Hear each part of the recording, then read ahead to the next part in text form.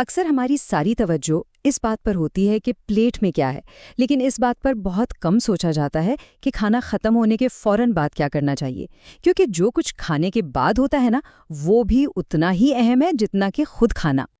اچھا، ایک سوال ہے، کھانا کھانے کے بعد پہلا کام کیا ہوتا ہے؟ بہت سیدھا سا سوال لگتا ہے نا؟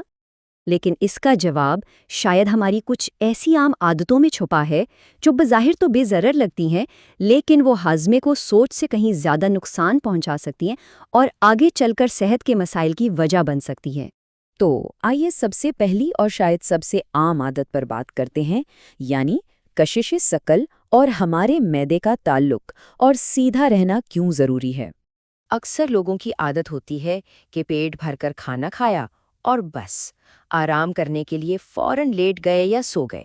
مگر ہوتا یہ ہے کہ اس طرح ہم سیدھا سیدھا کشش ثقل یعنی گریوٹی کے خلاف کام کر رہے ہوتے ہیں۔ جب جسم سیدھا ہونے کے بجائے لیٹ جاتا ہے تو معدے کا تیزاب بہت آسانی سے اوپر کی طرف آ سکتا ہے۔ اس سے پھر تیزابیت، سینے میں جلن اور ریفلکس جیسے مسئلے ہوتے ہیں، اور تو اور اس سے رات کی نیند کا معیار بھی بہت خراب ہوتا ہے۔ تو اس کا حل کیا ہے؟ بہت آسان، کھانے کے فوراً بعد لیٹنے سے بچنا ہے۔ بہتر یہی ہے کہ کم از کم 2 سے 3 گھنٹے تک جسم کو سیدھا رکھا جائے، چاہے بیٹھ کر یا چل پھر کر۔ اچھا، اب آتے ہیں ان مشروبات کی طرف جو کھانے کے بعد ہاضمے کے پورے نظام میں گڑبڑ پیدا کر سکتے ہیں۔ کھانے کے فوراً بعد گرما گرم چائے یا کافی کا ایک کپ، یہ تو بہت سے گھرانوں کا ایک لازمی رواج ہے، لیکن کیا یہ واقعی ایک اچھی عادت ہے؟ دراصل نہیں۔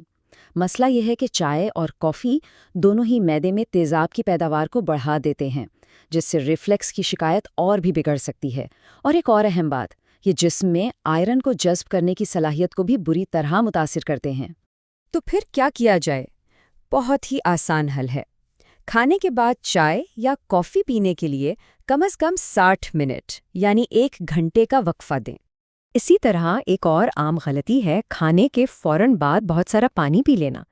اس سے ہوتا یہ ہے کہ ہاضمے میں مدد کرنے والے انزائمز پتلے ہو جاتے ہیں اور اپنا کام ٹھیک سے نہیں کر پاتے۔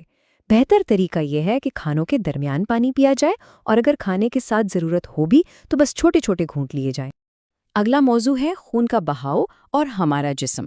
چلیں دیکھتے ہیں کہ کچھ سرگرمیاں کیسے خون کے بہاؤ کو معدے سے دور لے جاتی ہیں، وہ بھی ٹھیک اس وقت جب ہاضمے کو اس کی سب سے زیادہ ضرورت ہوتی ہے، جیسے کہ کھانے کے فوراً بعد گرم پانی سے نہانا۔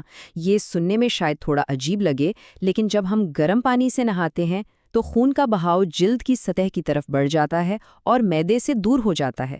اس سے ہاضمہ سست پڑ سکتا ہے اور بھاری پن محسوس ہوتا ہے، تو بہتر ہے کہ کم از کم 30 سے 45 منٹ انتظار کیا جائے۔ بالکل اسی طرح کھانے کے بعد بھاری ورزش کرنا، جیسے دوڑنا یا جم جانا، بھی نقصان دہ ہے۔ اس سے پیٹ میں درد اور متلی کی کیفیت پیدا ہو سکتی ہے۔ اس کے برعکس 10 سے 15 منٹ کی ہلکی پھلکی چہل قدمی ہاضمے کو بہتر بنانے میں بہت مدد کرتی ہے۔ اب 2 ایسی عادتوں پر بات کرتے ہیں جن کے طویل مدتی یعنی لانگ ٹرم میں صحت پر بہت سنگین منفی اثرات پڑ سکتے ہیں۔ ان میں سے ایک ہے کھانے کے فوراً بعد سگریٹ نوشی کرنا۔ یہ عادت نہ صرف تیزابیت کو بہت زیادہ بڑھا دیتی ہے بلکہ معدے کی اندرونی نازک تہہ کو بھی نقصان پہنچاتی ہے، اور یہ نقصان سگریٹ کے دیگر نقصانات کے علاوہ ہے۔ اور اب ایک ایسی عادت جو بہت ہی زیادہ عام ہے، کھانا کھانے کے بعد بیلٹ کو ڈھیلا کرنا۔ اکثر لوگ اسے آرام کی نشانی سمجھتے ہیں، لیکن در حقیقت یہ ایک خطرے کی گھنٹی ہے۔ یہ اس بات کا واضح اشارہ ہے کہ ضرورت سے زیادہ کھا لیا گیا ہے۔ یہ عادت معدے کو غیر ضروری طور پر پھیلاتی ہے، جو آگے چل کر موٹاپے اور ریفلکس کی وجہ بنتی ہے، اور طویل مدت میں یہ میٹابولک مسائل کو بھی جنم دے سکتی ہے۔ تو ان تمام باتوں کا نچوڑ کیا ہے؟ ان سب مشوروں کو اگر ایک ساتھ جوڑا جائے تو ایک بہت ہی سادہ سا سنہرا اصول یا گولڈن رول بنتا ہے۔ ایک اچھا ہاضمہ بنیادی طور پر 4 ستونوں پر کھڑا ہے۔ پہلا، وقت، یعنی کھانے اور دوسری سرگرمیوں کے بیچ میں وقفہ دیں۔ دوسرا، سیدھا رہنا تاکہ گریوٹی کو اپنا کام کرنے دیں۔ تیسرا، متوازن کھانا، یعنی کنٹرول میں اور صحت بخش مقدار۔ اور چوتھا، صحت مند عادات، یعنی کھانے کے بعد ان کاموں سے بچنا جو نقصان دہ ہیں۔ اور یاد رکھنے والی سب سے اہم بات یہی ہے جو اس پورے تجزیے کی بنیاد ہے، بات صرف یہ نہیں کہ کیا کھایا جا رہا ہے، بلکہ کھانے کے بعد کیا کیا جا رہا ہے، یہ بھی اتنا ہی اہم ہے۔ تو اب آخر میں سوچنے کی بات یہ ہے کہ اس سارے معلومات کی روشنی میں وہ پہلی چھوٹی سی تبدیلی کون سی ہوگی جسے اپنایا جا سکتا ہے؟